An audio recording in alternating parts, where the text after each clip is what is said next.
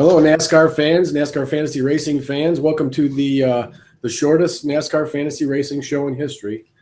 Dan Beaver's NASCAR Fantasy Pit Stop for Talladega. I'm only kidding. I think there's probably a lot to talk about this week. I'm Charlie Turner. He's Dan Beaver. How are you, Dan? He's doing great. I have 6 coins. We ought to get a better roster. Well, we've kind of been talking about this, I don't know, leading up to this race for the last 2-3 weeks, that, you know, the dreaded Talladega, wild card. It's definitely a wild card this year. I'm not sure exactly where to start, but I have one question regarding salary cap games. If you decided to stay away from all favorites, are any of the favorites devalued this week because by the people who set those values for fantasy games? I mean, is this a week where you could maybe pick up a guy that you wouldn't normally be able to get on the week before a mile-and-a-half track because they've downgraded his value for this craziness Sunday? Most of them don't do that. They just kind of treat this as a blip. There's no reason. You get to a road course and there are certain drivers there that you know are going to do well on road courses, so you bump them up. You don't really bump anybody down because of the uncertainty at Talladega, because you'd have to bump everybody down. So, and that there's one problem with your question is there are no favorites at Talladega. There are no favorites on the road courses.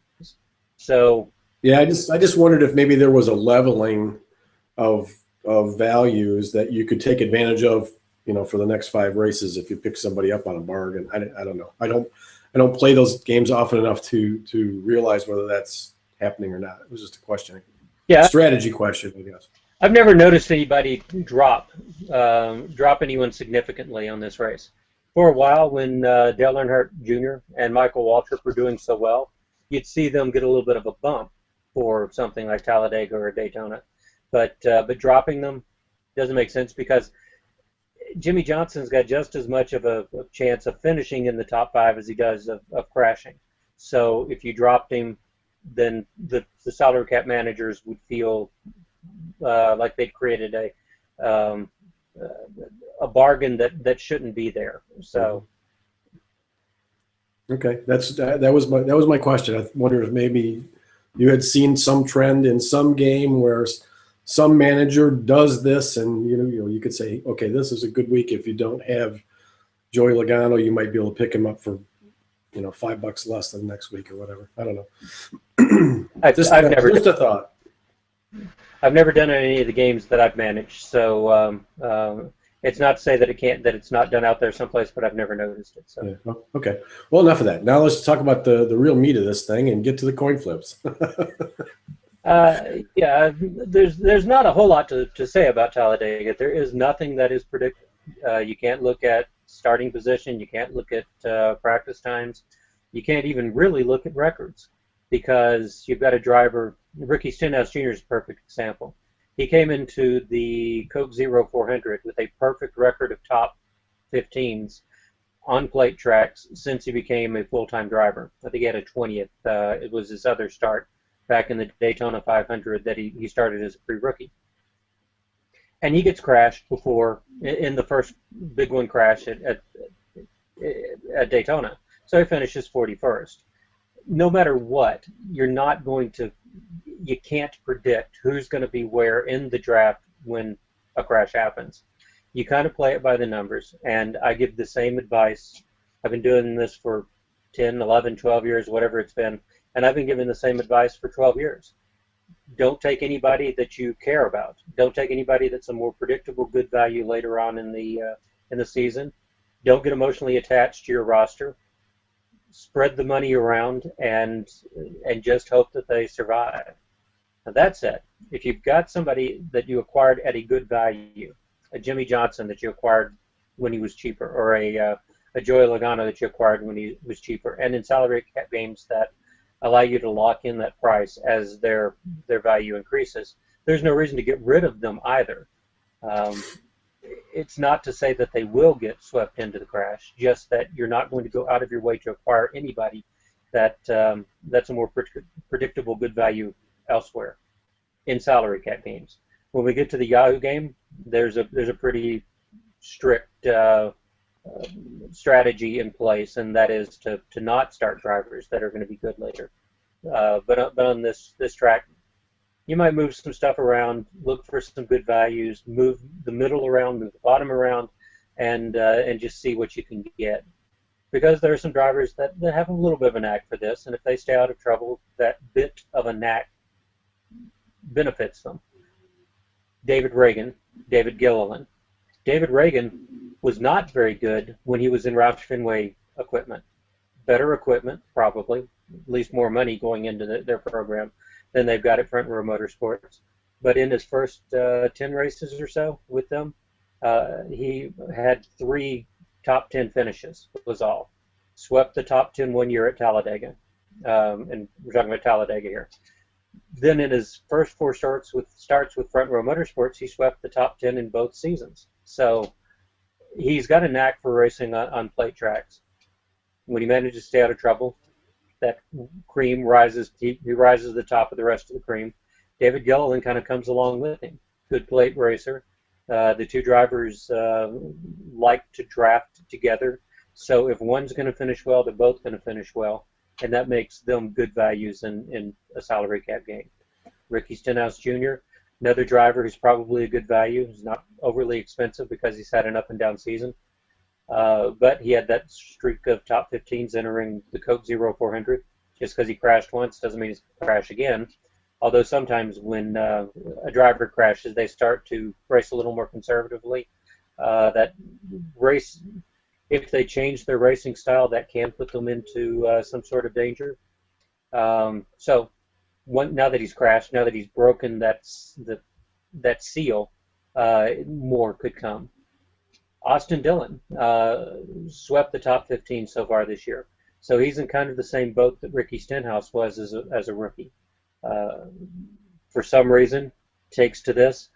The veteran drivers aren't able to shake the rookies out of the draft or the sophomores out of the draft. So you've got them excelling more than they would have back in the day, back when the veterans actually could just drop them out of the draft. Well, I know you have a massive, extensive database of results and different stats from these things. Do you have anything that gives any kind of inclination as to whether it's better to run? You know, there are drivers that in the past have run in the back of the pack for the first 400 miles or whatever, 350 miles of the race before they start to make a move. And there are those that try to run up front, you know, all with the idea of staying away from the majority of the chopper, get this big wreck that's probably going to happen. Any stats that show whether that running at the back is effective or not? I can remember Dale Jarrett using that a lot. I know Earnhardt Jr. used it to his detriment for too long the last time we were here. Mm-hmm. But those are just kind of anecdotal things. I didn't know if there were any stats that shed any light on that. No, because the big one crash can start at any time during the race and at any point in the field. I think Jeff Gordon's another good example. I believe it was the Coke 0400. He rode in the back for the most part of for the biggest part of the race. It gets down to that last 25% of the race or whatever it was. Crew chief comes on and says, "Okay, it's time to go to the front." He starts charging to the front and is in just the perfect place to get slammed as he's trying to go to the front. It had stayed back a little bit longer. If it had been racing in the front, he would have been ahead of that. But even coming through the field was dangerous at that point. So, no, there is no good place to run. And we've got the Tony Stewart crash when he blocked Michael Waltrip on the final corner of the last lap of the fall 2012 race and triggered that. NASCAR calls it a 25-car crash. I think it probably was even bigger than that. Only 2 drivers survived without crash damage, and they finished first and second, Matt Kenseth and Jeff Gordon. And that was Kenseth's only second top 10 in like 12 races on plate tracks. So the previous 12 races. There's just no way to determine who's going to be lucky. For a while, I tried to look at average running position and laps in the top 10. The logic being that the closer you are to the front, the fewer cars there are to hit. But even that doesn't work because of something like the Tony Stewart issue. That crash often takes place at the front of the pack as well as in the middle of the pack. So you just got to hold your breath on this one, make the best choices you can, and move on. Well, any other coin flip favorites? You did shout out the two front row motorsports cars. Would you split those guys up? You said if one's going to finish well, the other probably will. It also goes then that if one finishes poorly, the other's going to finish poorly. Would you split them up? Kind of cover. Yeah, they're probably going to be in the same pack. So if a big one crash erupts, it probably is going to impact them both. They're going to try to stay together so that if they get a chance to help push at the end, and every now and then that does some good. NASCAR outlawed the tandem drafting, but you can push for parts of the race, or you can bump draft, or you can do something. And the drivers are incredibly flexible in finding out what that is, and they tend to do better with their teammates than they do with others. Even so, I'd probably have them both on my roster just because they're cheap.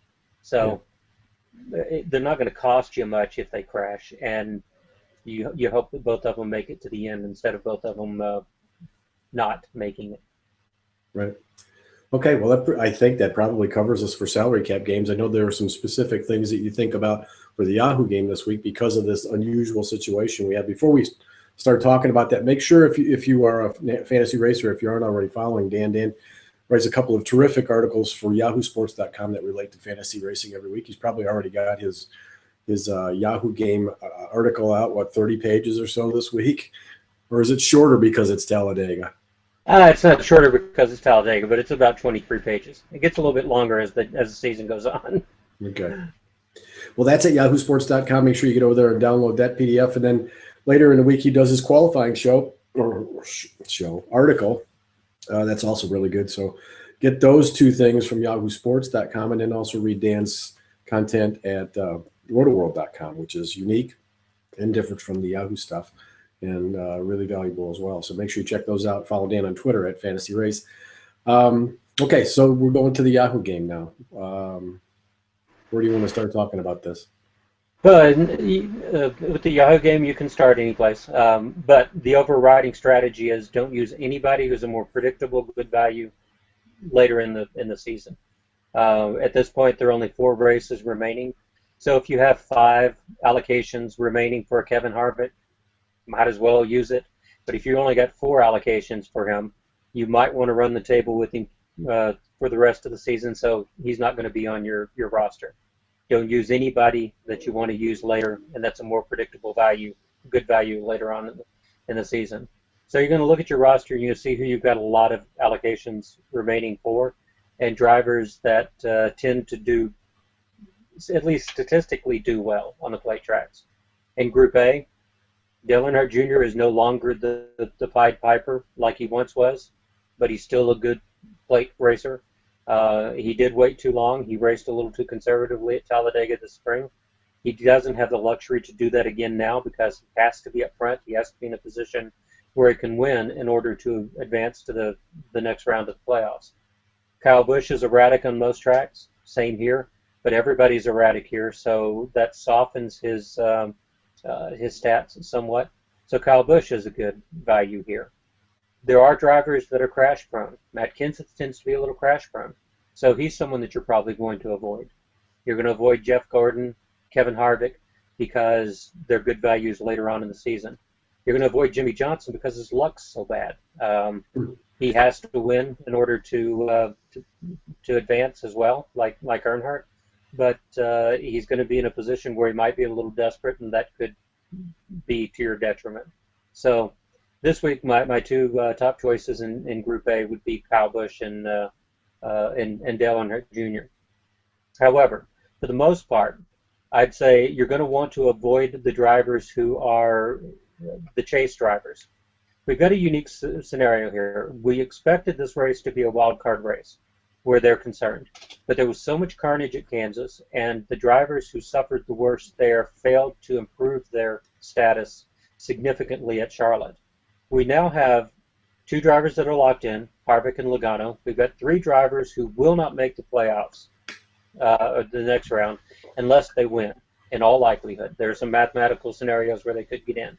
But Keselowski, Earnhardt, and Jimmy Johnson, they've only got one shot at it. They've got to win. So you can kind of mentally toss them out of the picture.